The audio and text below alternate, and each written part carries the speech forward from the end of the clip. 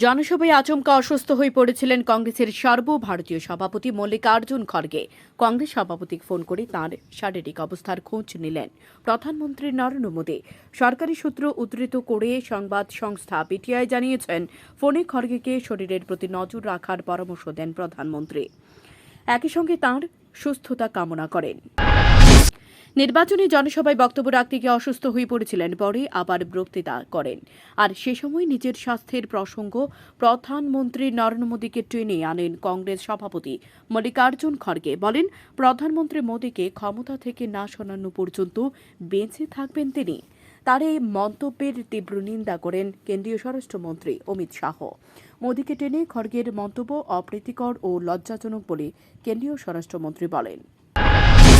সিবিআইয়ের status report পড়ার পরে তিলোত্তমার চশমা নিয়ে প্রশ্ন তোলেন প্রধান বিচারপতি ডিওয়াই চন্দ্রচূড়। তিনি জানতে চান, মৃতদেহে চশমা পরানো ছিল কেন। এখানে অভিযোগ উঠছে যে ঘটনার সময় তিলোত্তমা ঘুমন্ত অবস্থায় ছিলেন, সেক্ষেত্রে কিভাবে চশমা পরানো থাকতে পারে। একই সঙ্গে প্রধান বিচারপতি জানান, সিবিআই তদন্তে অনেক গুরুত্বপূর্ণ দিক উঠে এসেছে। অন্ধ্রপ্রদেশের তিরুপতি মন্দিরে লাড্ডুর ঘি বিতর্ক নিয়ে মামলায় সোমবার অর্থাৎ ৩০ সেপ্টেম্বর রাজ্যের মুখ্যমন্ত্রী চন্দ্রবাবু নাইডুর ভূমিকার তীব্র সমালোচনা করল। আদালত স্পষ্ট জানিয়ে দিয়েছেন, তিনি সাংবিধানিক পদে বসে ধর্ম এবং রাজনীতিকে মেশানোর চেষ্টা করছে। এটা করা যাবে না। লাড্ডুতে ব্যবহৃত ঘিতে মাছের তেল, গরুর এবং শুয়োরের চর্বি মেশানো হতো। তার কোনো সুনির্দিষ্ট প্রমাণ নেই বলে জানিয়েছেন আদালত।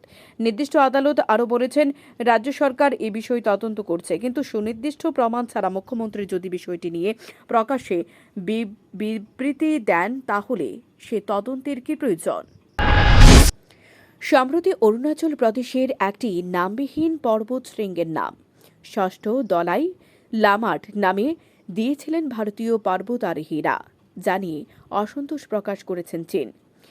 বেজিংয়ের দাবি, ওই অঞ্চল তাদের এলাকা। অবশ্য গোটা অরুণাচলেই তাদের জমি বলে দাবি করে থাকে লাল ফোর্স। এবার আর পার্বত্য শৃঙ্গের নামকরণ নয়, অরুণাচলের তাওয়াং সেক্টরে একটি নতুন আর্টিলারি ফায়ারিং রেঞ্জ খুলল ভারতীয় সেনা। এই সুউচ্চ পার্বত্য অঞ্চলে এটাই ভারতের প্রথম আর্টিলারি ফায়ারিং রেঞ্জ। আর্টিলারি বা গোলন্দাজ বাহিনীর ডিরেক্টর জেনারেল লেফটেন্যান্ট জেনারেল আদর্শ কুমার জানিয়েছেন, উত্তর সীমান্তের এই রেঞ্জ বাহিনীকে প্রকৃত অভিযানে অনুভূতি দেবে। হিজবুল্লাহ প্রধান হাসান নাসরাল্লাহকে খতমের পরও থামছে না ইসরায়েলের বিমান হামলা। লেবাননের আরও তীব্র হচ্ছে ইসরায়েলের সেনার আক্রমণ। রবিবার নতুন করে লেবাননে বিমান হামলা চালায় ইসরায়েল। তাতে শতাধিক মানুষের মৃত্যু হয়েছে, জখম হয়েছে ৩৫০ জনের বেশি। শরীরে সরাসরি কোনো ক্ষত নেই, তাহলে কিভাবে মৃত্যু হল লেবাননের হিজবুল্লাহ গোষ্ঠীর প্রধান হাসান নাসরুল্লাহর? তৈরি হয়েছে রহস্য। গত শুক্রবার থেকে লেবাননে তীব্র আক্রমণ শুরু করেছে ইসরায়েলের প্রতিরক্ষা বাহিনী। বেরুটে বিশেষ বিশেষ লক্ষ্যবস্তু দিয়ে হামলা চালায় ইসরায়েলের বিমান বাহিনী। সেই হামলাতে মৃত্যু হয় হিজবুল্লাহর প্রধান সৈয়দ হাসান নাসরুল্লাহর। শনিবার তার মৃত্যুর বিষয়টি নিশ্চিত করেছিল হিজবুল্লাহ গোষ্ঠী। তার একদিন পর রবিবার বেরুটের দক্ষিণ শহরতলির এক জায়গা থেকে সেখানে বিমান হামলা চালিয়েছিল ইসরায়েল। সেখানকার ধ্বংসাবশেষের মধ্য থেকে উদ্ধার করা হয় নাসরুল্লাহর মৃতদেহ। সন্দীপ ঘোষ ও টালা থানার ওসিকে কতদিন হেফাজতে চাইছে তা সঠিকভাবে সওয়াল না করার বিচারক সতর্ক করল সিবিআইকে।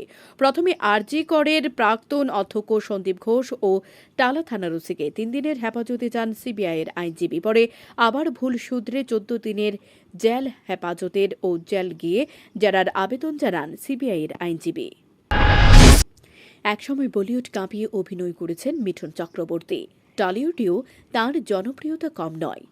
দাদা সাহেব ফালকে পুরস্কারের জন্য সে মিঠুন চক্রবর্তীর নাম ঘোষণা হওয়ায় খুশি বাংলার শিল্পী মহল, খুশি তাঁর অনুরাগীরাও। তবে বর্তমানে মিঠুনের রাজনৈতিক পরিচয় বিজেপি নেতা হওয়ায় খোঁচা দিতে ছাড়ছেন না বিরোধী তথা তৃণমূল। এ ধরনের কটাক্ষ রাজনৈতিক ক্ষেত্রে স্বাভাবিক বলে মনে করেন অভিনেতা। আগরতলার হায়দ্রাবাদে যাতায়াতের সরাসরি বিমান পরিষেবা শুরু হচ্ছে সোমবার থেকে। ইন্ডিগো ১৮০ আসনে এয়ারবাস চালাবে। এই রুটে সপ্তাহে 4 দিন, সোমবার, বুধবার, শুক্রবার ও রবিবার এ রুটে বিমান চলবে। 6746 বিমানটি হায়দ্রাবাদ থেকে সকাল 7:30টায় রওনা হয়ে আগরতলা এমবিবি বিমানবন্দরে পৌঁছাবে সকাল 10:20 আগরতলা থেকে এই বিমানটি 6747 নম্বর হয়ে সকাল 10:55 হায়দ্রাবাদের উদ্দেশ্যে আকাশে উঠবে। বিমানটি বেলা 1:45 হায়দ্রাবাদ বিমানবন্দরে অবতরণ করবে। ইন্ডিগো আগরতলা হায়দ্রাবাদের সঙ্গে সরাসরি বিমান পরিষেবা চালু করার রাজ্যের বিমান যাত্রীদের যাতায়াতে ভালো সুবিধা হলো।